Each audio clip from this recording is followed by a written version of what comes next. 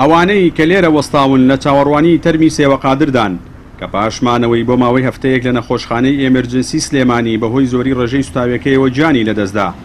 ئەمە لە کاتێکدا بوو کە بڕیار بوو ئەمڕۆ لەسەر بڕیاری سەرۆکی حکوومەتی هەرێم بۆ چارەسەری زیاتر ڕەوانەی وڵاتی تورکیا بکرێت، بەڵام پێش ئەو وادەیە گیانی سپارد. ئەمڕۆژ لە مەراسیمێکی شایستەدا و بە ئامادەبوونی جەماوەرێکی زۆری دەڤەرەکە و بەشێک لە شار و شارۆچەکانی هەرێمی کوردستان و بەرپرسانی حیزبی و حکومی ناوچەکە پاش ئەوەی نوێژی مردوو لەسەر تەرمی سێوەقادر لە مزگەوتی لیوا شێرکۆ فاتحشوانی ئەنجام درا و دواتر لە گۆڕستانی نوێی قەزاکە بە خاکسپێردرا. مامێکی سێوەقادریش ئاماژەی بەوە کرد سکاڵایان تۆمار کردووە و ئەو کێشانەشی کە لە نێوان سێوە مێردەکەیدا هەبووە شایەنی ئەوە نەبووە کە ئەم ڕووداوەی لێ بکەوێتەوە.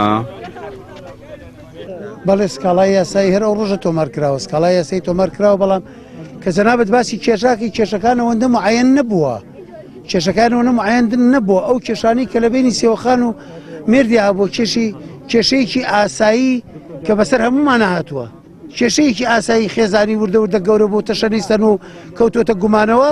ئیترەمە کێشەکانەوە بۆ بەڵام کێشەیەک نەبووە کە معەیەن بێ مەسەلەن ئێمە بتوانین گۆڕانکاری بەسەرا بێنین.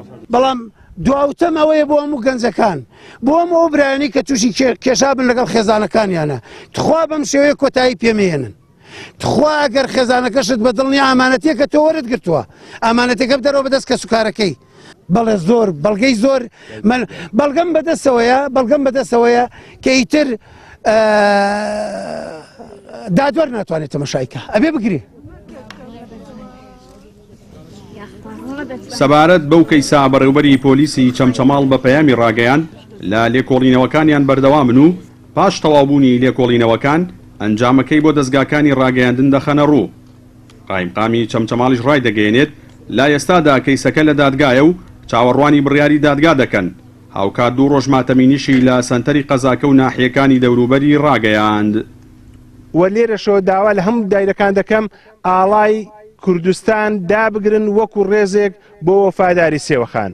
لێرەشەوە ڕای دەگەێنم هەر کەسێک سەرخۆشی دەکات لە دایرەکەی خۆی پرسەیەک هەڵواسێ، چونکە سێوەخان خوشتی ئێمە بوو، سێوەخان چاوی ئێمە بوو. ئەم سێ جگەرگۆشەی هەموو چەمچەماڵەکان بوو، بۆیە هەمومان ماتەمین و پرسە و سەرخۆشی لە خۆمان دەکەین. لێکۆڵینەوەکان دیارە هەموو بەڵگەکان ئامادە کراوە و لە هیچ شوێنێک ئەگەر داواکاری گشتی لە ئاستی پێویستانە بێ من لێرەوە دەستخۆشی لە داواکاری گشتی دەکەم.